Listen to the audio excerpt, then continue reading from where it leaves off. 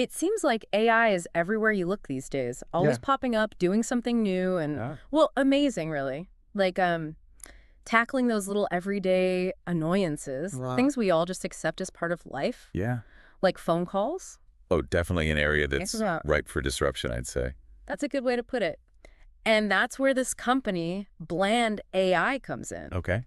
They just raised a whopping $65 million in Series B funding to, Wow. quote, fix phone calls forever. Ambitious. That's their tagline. We're going to be diving into an article from AI Magazine all about it today. Interesting. It's a wild story. 65 million in such a short time. It really shows how much confidence those investors have in Bland AI's vision. It's true, 65 million. Mm. It's not exactly chump change. No? But does all that funding actually translate to success? I mean, there's been plenty of startups with tons of money that just fizzled out. Yeah, you're right. But the problem that Bland AI is tackling, it's a global one. I mean, think about it. The customer service industry is under so much strain. Oh, tell me about it. Call volumes are through the roof. Mm-hmm. Costs are rising, and these traditional call centers, they're struggling to keep up. Yeah, I've practically memorized every hold music jingle out there. I know what you mean. But how does Bland AI actually plan to fix all of this? Well, by taking the human out of the equation completely, Okay. they've developed this system that can handle over 1 million calls at the same time. 1 million? Using AI-powered agents. That kind of scale, it's just not possible with humans. 1 million calls at once. That's hard to even imagine. So what are these AI agents exactly? Are we talking like little robot voices pretending to be human? Not exactly robots, no. They use voice cloning technology to create these incredibly realistic synthetic voices. And not only can they speak multiple languages, Oh, wow. they can even be customized to fit all kinds of scenarios. So it's like having an army of customer service reps who are always on call. Never take a break. Exactly. Never need a coffee. Precisely. And the article mentions that Bland AI is claiming their technology actually gets better customer satisfaction Really? and higher conversion rates Than humans. than human operators. So people actually prefer talking to an AI over a real person. It seems that way. Isn't that kind of dehumanizing in a way? Even if it's efficient? Yeah, it's an interesting question. I mean, could this lead to even more social isolation? Like, are we all just going to stop talking to each other? It's possible, I suppose, Mm. that the appeal is in the efficiency. You know, you get things done quickly. Mm. No emotional baggage. Mm. Maybe people find AI less intimidating than dealing with a complicated phone menu or a frustrated human on the other end. Yeah, sometimes you just want to get in and get out. No small talk. Exactly. But how does this voice cloning stuff actually work? It sounds pretty futuristic. It is. They basically analyze a massive database of human voices, breaking down all the little nuances, Okay. like speech patterns, intonation, even breathing. Then, using complex algorithms, they create this new synthetic speech. So like a super advanced version of those text-to-speech programs we used to play with. Yeah, kind of, like that. But the key difference here is the level of realism that Bland AI has achieved. It's not just robotic monotone. Exactly. It's about replicating those subtle human expressions. That's crazy. Makes you wonder how they handle things like accents and emotions. I mean, it's one thing to sound human, Yeah. but to actually convey empathy or understanding, that seems like a whole other challenge. It is accents and emotions. They're complex. To replicate those convincingly, you need a really deep understanding of linguistics and psychology. Yeah. The article doesn't go into detail about exactly how Bland AI does it, Okay. but you can bet they're pushing the limits of what's possible with this technology. I'm sure they are. So what about these integration capabilities they talk about? It sounds like this system isn't just making calls, it's connecting to other systems and actually getting things done. That's right. Their system can integrate with existing enterprise software. Yeah. So their AI agents can actually access customer records, process payments, schedule appointments, all through voice interaction. So in theory, you could order a pizza, pay for it, and have it delivered just by talking to this AI? Pretty much. Yeah. It definitely points to a future where a lot of our daily interactions are automated. Wow. So if AI can handle our phone calls, what else could it take over? That's the big question. And how do we make sure that whatever happens benefits everyone? Right. It's something we need to think carefully about. These are some big questions. But before we get too deep into all of that, there's something else in the article that I just have to ask about. Cool. It says that Bland AI used some of their funding to buy a telephone car. A telephone car. A custom-designed vehicle shaped like a classic rotary phone. Wow.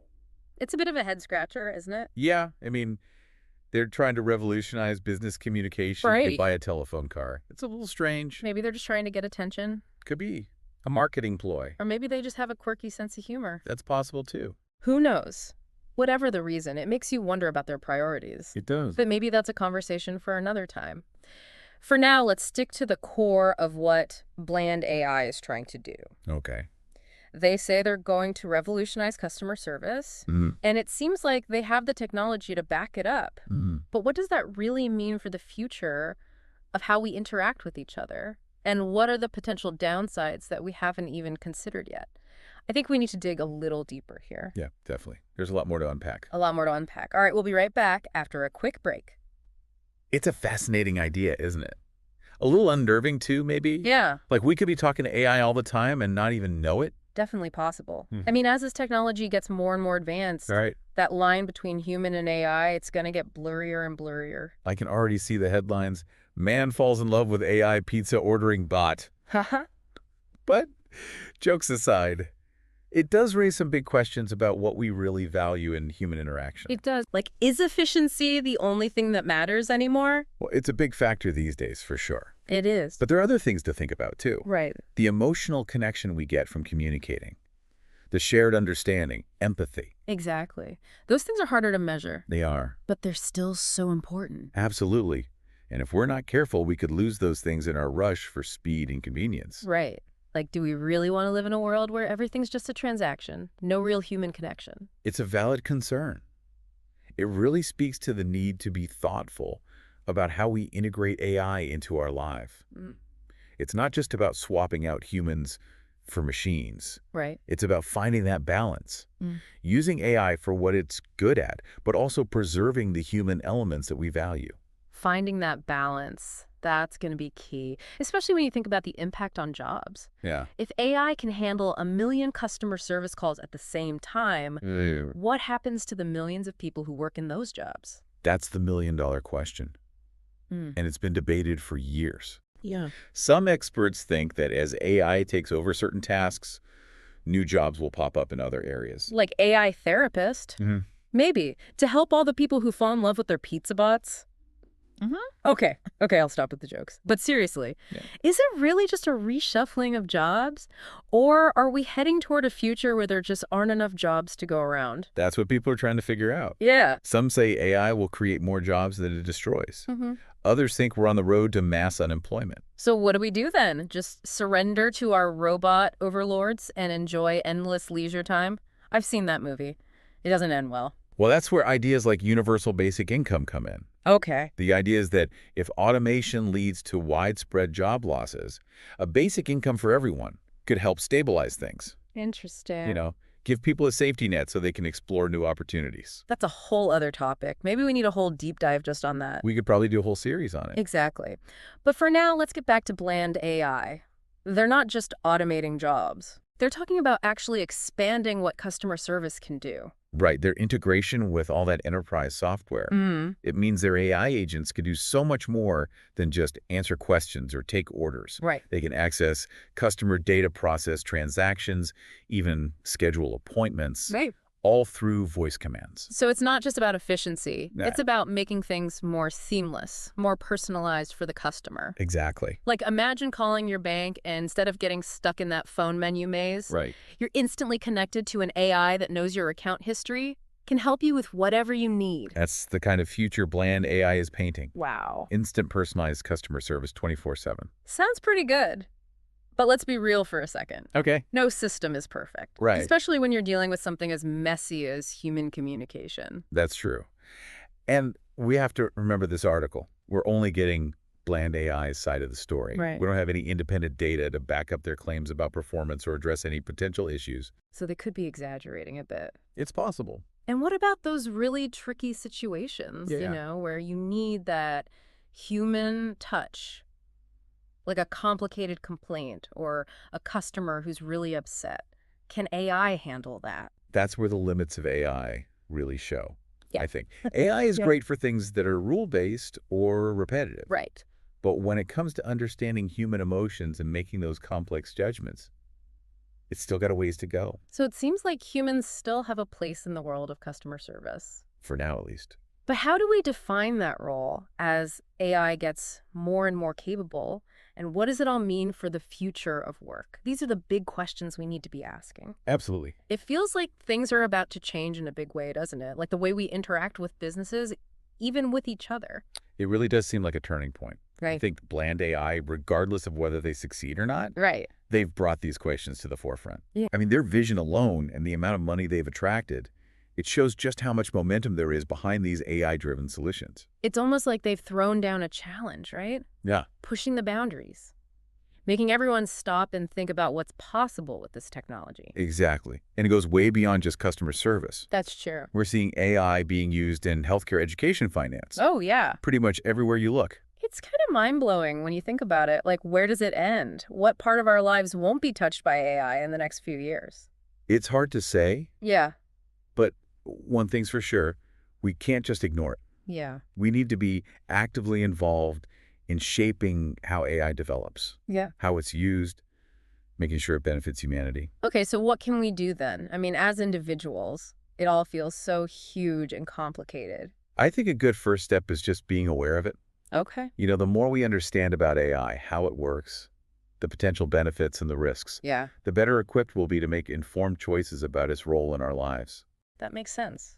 We can't just sit back and passively accept whatever happens. Right. We have to be active participants in this technological revolution. So we need to educate ourselves. Yes. And we need to demand transparency and accountability from these companies that are developing and deploying these systems. Right. We deserve to know how our data is being used, how these algorithms are designed, what steps they're taking to address potential bias. It feels like we're at a crossroads.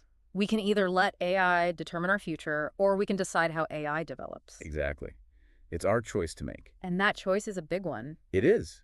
It's up to us to decide what role AI plays in our lives, what values are built into these systems, what kind of world we want to create. It's exciting and a little scary all at the same time. It is. Uh, But I think it's also an amazing opportunity. yeah. We have this chance to shape a future where AI makes our lives better, empowers us, helps us create a more just and equitable world. That's definitely a future worth fighting for. So Yeah. I think we've covered a lot today. We started with bland AI and their quest to fix phone calls, and somehow ended up talking about the future of humanity. Uh-huh. It's all connected, isn't it? Bland AI and their telephone car. It's just one small part of this much bigger story. That's a good way to put it. So to everyone listening, we hope this deep dive has given you something to think about. Yes. The world of AI, it's complicated, it's changing fast, and it's full of possibilities. It's up to all of us to stay informed, stay engaged, and help guide this technology in a direction that benefits everyone. Absolutely. And hey, if you happen to see a giant telephone car driving around, snap a picture and send it to us. We'd love to see it. Until next time, keep exploring, keep asking questions, and keep those deep dives going.